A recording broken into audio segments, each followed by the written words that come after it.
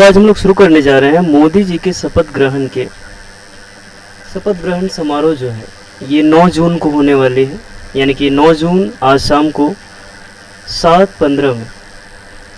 और इस शपथ ग्रहण की सबसे खास बात ये है कि इसमें कुछ अलग अलग मेहमानों को बुलाया गया, जैसे कि कुछ हमारे पड़ोसी देश के नेताओं को बुलाया गया है, कुछ ऐसे नेताओं को भी बुलाया गया है जिनसे हमारा पहले बहुत सारा विवाद चला, जैसे कि मोहम्मद मोइज़ू को इस समारोह में बुलाया गया है। और मोहम्मद मोइज़ू पहुंच भी चुके हैं, 9:15 बजे तक दिल्ली आ चुके थे, यानी कि वो मोदी जी के शपथ ग्रहण में शामिल होंगे।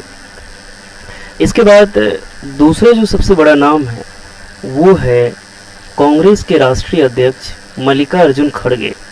उनको भी इस शपथ ग्रहण में न्योता मिला है। अब हमें देखना ये है कि मल्लिकार्जुन खड़गे इस शपथ ग्रहण में शामिल होने आते हैं या नहीं। फिलहाल हम लोगों को देखना है कि शाम 7:15 बजे वो मंच पे होते हैं या नहीं। तो चलिए अब आगे बात कर लेते हैं।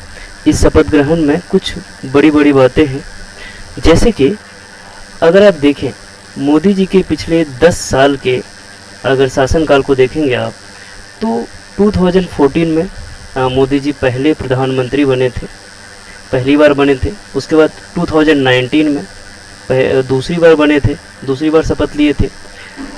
लेकिन 2014 और 2019 की जो बात थी वो अलग थी, क्योंकि 2014 में बीजेपी को जो है बहुमत मिली थी, यानी कि बीजेपी को पूर्ण बहुमत मिली थी, सरकार वो बना सकती थी अकेले दम पर। लेकिन फिर भी 2014 में भी एनडीए अलायंस के साथ मोदी जी सरकार बनाए थे। उसी तरह 2019 में खुद बीजेपी के पास अकेली 303 सीटें थी। तो 2019 में भी मोदी जी बड़े बड़े फैसले लिए, जैसे कि आर्टिकल 370, उसके बाद और भी कुछ अलग अलग फैसले, यानी कड़े फैसले लिए।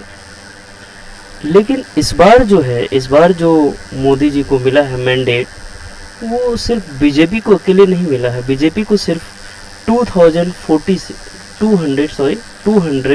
सीट मिला है, जो कि बहुमत से बहुत दूर है, क्योंकि बहुमत के लिए 272 चाहिए। मोदी जी को इस बार मिला है 240 सीट, लेकिन बहुमत के लिए कितना चाहिए? 272, जो कि बहुमत के आंकड़े से बहुत दूर है। बहुत दूर अगर कहें तो 32 सीट्स कम है इस बार। तो इन 32 सीट्स को पूरा करने के लिए बीजेपी जो है अपने अलायंस का सहारा ले रही।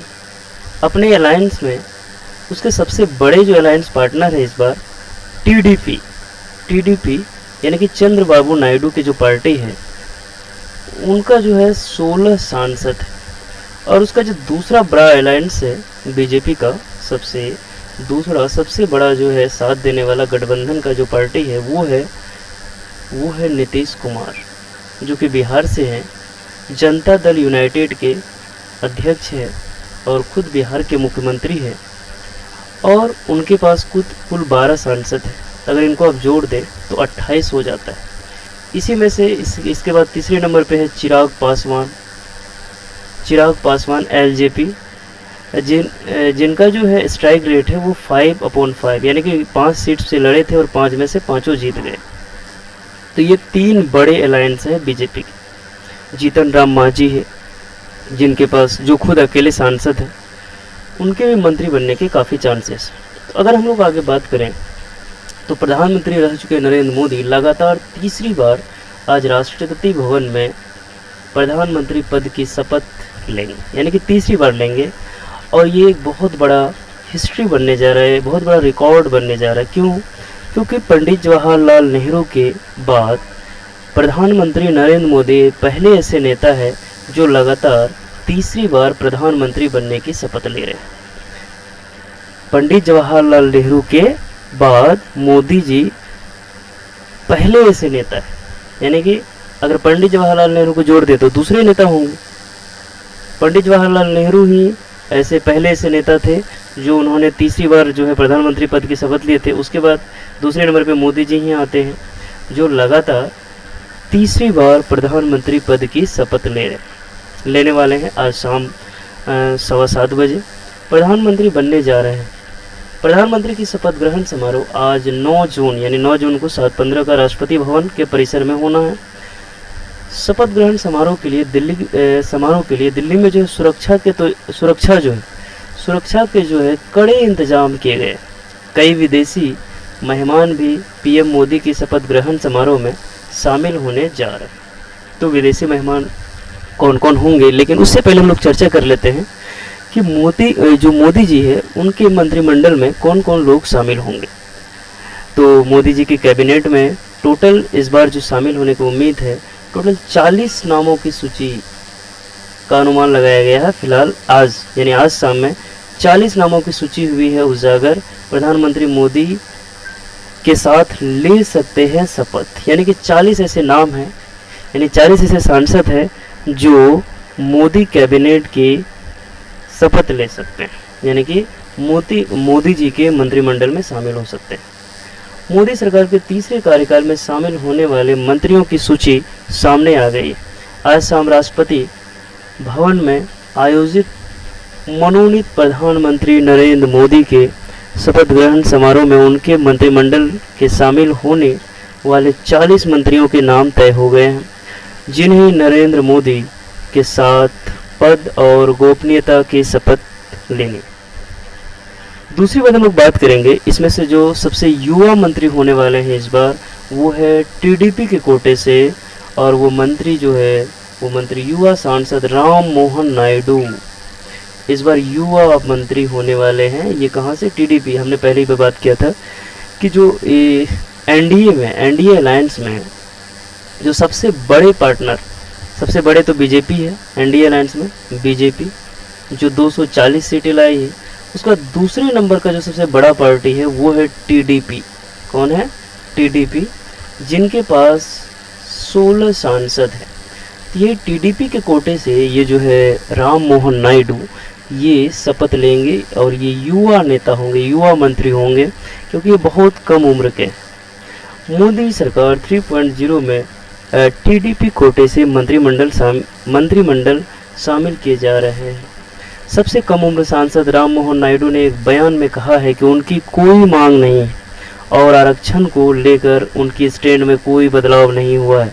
36 वर्षीय यानी केवल 36 वर्ष के हैं राम मोहन नायडू।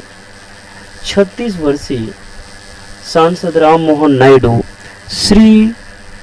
श्रीकाकुलम सीट से फिर से सांसद चुन के आए हैं। कौन? राम मोहन नायडू, जो खुद केवल 36 वर्ष की उम्र के हैं, तो वो मंत्री बनने के चांस है इनका काफ़ी। तो थोड़ा और बात कर लेते हैं राम मोहन नायडू के बारे में। टीडीपी कोटे से मोदी सरकार में 36 वर्षीय राम मोहन नायडू आंध्र प्रदेश की श्रीकाकुलम सीट से तीसरी बार सांसद चुनकर आए हैं। अगर मोदी कैबिनेट 3.0 में राम मोहन नायडू को जगह मिलती है तो अब तक के सबसे कम उम्र के कैबिनेट मंत्री होंगे, यानी कि अभी तक सबसे कम उम्र के कैबिनेट मंत्री होंगे अगर ये मोदी सरकार में शामिल होंगे तो, क्योंकि इससे पहले इतने कम उम्र के सांसद को कैबिनेट में शामिल नहीं किया गया था। तो ये जो है राम मोहन नायडू जो टीडीपी के कोटे से सांसद है, तीसरी बार लगातार सांसद बने हैं, तो ये जो है क्या करेंगे, इसका चांस है पूरा कि ये मंत्रिमंडल में शामिल हो। हम लोग अब बात करते हैं आगे बात हमने पहले भी चर्चा किया था कि अभी कांग्रेस के जो अध्यक्ष हैं वो है मल्लिकार्जुन खड़गे, कांग्रेस के राष्ट्रीय अध्यक्ष हैं। कांग्रेस के अध्यक्ष मल्लिकार्जुन खड़गे को मिला मोदी सरकार 3.0 शपथ ग्रहण का न्योता, यानी कि मल्लिकार्जुन खड़गे को जो है शपथ ग्रहण का न्योता मिला है। हमें देखना ये है कि क्या ये बाइकआउट करते हैं, जाने से मना करते हैं, या फिर मोदी जी के शपथ ग्रहण में शामिल होते हैं। इनकी जानकारी तो हमें बाद में ही मिलेगी, अभी तो फिलहाल नहीं मिल सकती। शपथ ग्रहण समारोह के लिए औपचारिक निमंत्रण मिल चुका है किसको? मल्लिकार्जुन खड़गे को। लेकिन हमें ये देखना होगा कि क्या वो शपथ ग्रहण समारोह में भाग लेते हैं या नहीं। तो अब हम लोग आगे बात कर लेते हैं। शपथ ग्रहण समारोह में जो विदेशी मेहमान को बुलाया गया उसमें सबसे ज़्यादा जो प्रायोरिटी दिया गया है वो हमारे पड़ोसी देश के नेताओं को दिया गया है। पड़ोसी देश में सबसे पहले बात करें तो भूटान के प्रधानमंत्री सेरिंग तोब्गे आज शाम शपथ ग्रहण समारोह में शामिल होंगे, यानी कि वो दिल्ली पहुंच चुके। तो सेरिंग तोब्गे जो है भूटान के प्रधानमंत्री है, और चूँकि भूटान हमारा पड़ोसी है इसीलिए पड़ोसी को ज़्यादा प्रायोरिटी दिया गया है। भूटान के प्रधानमंत्री सेरिंग तोब्गे लगातार तीसरी बार प्रधानमंत्री पद के लिए मनोनीत नरेंद्र मोदी के शपथ ग्रहण समारोह में भाग लेने के लिए नई दिल्ली पहुंच गए हैं। यानी कि आपको पता होगा कि जो है सेरिंग तोब्गे ये भी पहले से ही वहाँ के प्रधानमंत्री है, वो लगातार तीसरी बार पहुँच रहे हैं। और शपथ ग्रहण समारोह शाम 7 बजे होगी, जिसमें कई पड़ोसी देश के राष्ट्रीय अध्यक्षों को आमंत्रित किया गया है। नेक्स्ट स्लाइड में अगर हम लोग बात करें तो मोदी सरकार 3.0 मंत्रिमंडल के लिए ज्योतिरादित्य सिंधिया, आपको पता है कि ये मध्य प्रदेश के हैं, ज्योतिरादित्य सिंधिया को औपचारिक निमंत्रण मिल चुका है। मध्य प्रदेश कोटे से ज्योतिरादित्य सिंधिया मोदी सरकार 3.0 में मंत्री बनना तय था। उन्हें आज शाम 7:15 को यानी 7:15 को होने वाले शपथ ग्रहण समारोह में उनके केंद्रीय मंत्रिमंडल में शामिल होने के लिए औपचारिक निमंत्रण पहुंच चुका है। लेकिन आपको ये भी बता दें कि मोदी सरकार 2.0 में ज्योतिरादित्य सिंधिया खुद नागरिक उड्डयन मंत्री थे। इस बार पता नहीं उनको कौन सा मंत्री पद मिलेगा, लेकिन इस बार भी मंत्री बनने का पूरा चांस है। तो वो खुद पहुंचेंगे। औपचारिक निमंत्रण पहुंचने उनके समर्थक ग्वालियर में उनके समर्थन में नारे लगाए गए। मनोनीत पीएम नरेंद्र मोदी आज शाम को मंत्रियों के साथ शपथ लेंगे। तो इसमें मोदी के मंत्री खुद ज्योतिरादित्य सिंधिया भी इस बार शपथ लेंगे। पहले भी ज्योतिरादित्य सिंधिया मोदी सरकार में मंत्री रह चुके हैं, नागरिक उड्डयन मंत्री। अब हम लोग अगर नेक्स्ट बात करें तो मोदी कैबिनेट में नजर आ सकते हैं ये चेहरे। तो मोदी कैबिनेट में बीजेपी के कुछ चेहरे पुराने और कुछ नए चेहरे नजर आ सकते हैं। सबसे ज़्यादा सुर्खियों में चल रहे हैं रिकॉर्ड मतों से विदिशा लोकसभा सीट से जीत करने वाले पूर्व सीएम शिवराज सिंह चौहान। उनके अलावा अश्वनी वैष्णव, नित्यानंद राय, मनसुख मांडविया मंत्री बनने जा रहे हैं। हालांकि अभी तक आधिकारिक जानकारी सामने नहीं है, लेकिन ये लोग का मंत्री बनना तय है, क्योंकि आपको पता है कि जो मध्य प्रदेश में है बीजेपी 29 में से 28 सीट जीती है। मोदी के शपथ ग्रहण समारोह में शामिल होने पहुंचे दिल्ली मालदीव के राष्ट्रपति मोहम्मद मुइज़्ज़ू। ये भी बड़ा इंटरेस्टिंग है क्योंकि मोहम्मद मुइज़्ज़ू जो है वो चीन समर्थक माने जाते हैं। चीन समर्थक माने जाते हैं, इसका मतलब ये हुआ कि वो जो है भारत को हमेशा बायकॉट करते आया है।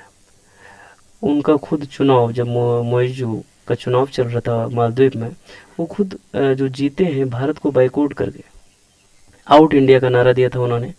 लेकिन फिर भी ये हमारे स्ट्रेटेजिक पार्टनर हैं, इनको ध्यान में रखते हुए इनको भी न्योता भेजा गया था। तो ये भी पहुंच चुके हैं दिल्ली मोहम्मद मुइज़्ज़ू, जो कि मालदीव के नए राष्ट्रपति बने हैं।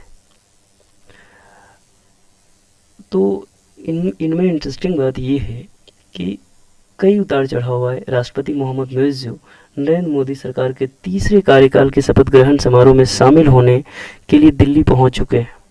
मालदीव राष्ट्रपति की भारत यात्रा को अहम माना जा रहा है, क्योंकि पिछले कुछ दिनों में भारत और मालदीव के बीच संबंध काफ़ी तनावपूर्ण हो गया था। बिल्कुल सही बात है, जिसमें कि मुइज़्ज़ू का मानना था कि भारत को जो है हमें आउट इंडिया का नारा इन्होंने दिया था।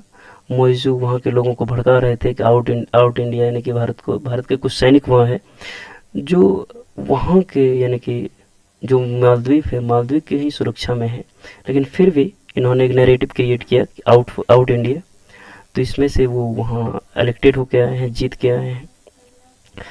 तो हमें ये देखना है कि अब जो है हमारे प्रधानमंत्री मोदी और मालदीव के राष्ट्रपति मुइज़्ज़ू के बीच आगे का संबंध कैसा रहता है। अब हम लोग बात करें अगर, तो मोदी सरकार 3.0 के शपथ ग्रहण में शामिल होने पहुंचे मॉरिशस के पीएम प्रवीण कुमार जगन्नाथ। मॉरिशस के पीएम को भी न्योता भेजा गया था, वो भी पहुंच चुके हैं। प्रवीण कुमार जगन्नाथ दिल्ली पहुंच चुके हैं, वो भी मोदी 3.0 में शामिल होंगे। 3.0 समारोह में, यानी कि मोदी के शपथ ग्रहण समारोह में मॉरिशस के पीएम भी होंगे। और उसके बाद इसी पर हमारे सुपरस्टार रजनीकांत दिल्ली के लिए रवाना हो चुके हैं मोदी सरकार के शपथ समारोह में शामिल होने के लिए। मोदी सरकार 3.0 शपथ ग्रहण समारोह में शामिल होने के लिए सुपरस्टार रजनीकांत दिल्ली के लिए रवाना हुए। तो सुपरस्टार रजनीकांत भी आ रहे हैं। उसके बाद तो आज हम लोगों को शाम में देखना है, शाम 7 बजे समारोह का आनंद लेना है। धन्यवाद। तो ये थी जानकारी।